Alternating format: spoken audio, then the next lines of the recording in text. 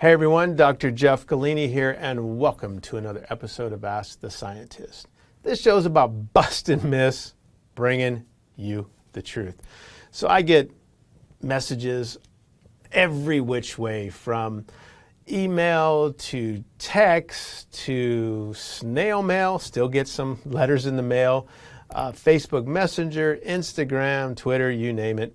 I answer them all. You guys are keeping me real busy and increasing my cardio, because that's when I usually answer most of those. So I want to pull this one up because this one just came in from overseas. I have a big overseas following like I do USA. Mr. Hamalawi says, "Hello, Dr. Jeff. How are you doing? I did a small experiment for just 2 weeks to see the effects of Kre-Alkalyn before training compared to Dianabol. There's a guy who trains in the same gym as me, and he used Dianabol, so I tried it." First of all, Dianabol is an anabolic steroid. In the USA, they are illegal. I don't recommend using it, but overseas in some countries, they are legal. So Mr. Hamalawi was basically telling me in a prior message that he was going to try Kre-Alkalyn. So I didn't know he was going to do this comparison.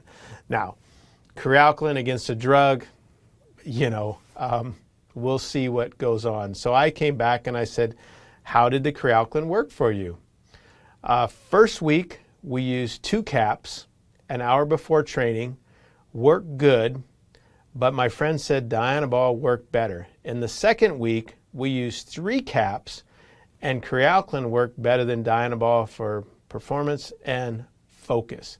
Therefore, personally, I think your Kre-Alkalyn at 3 caps before you train works better than Dianabol.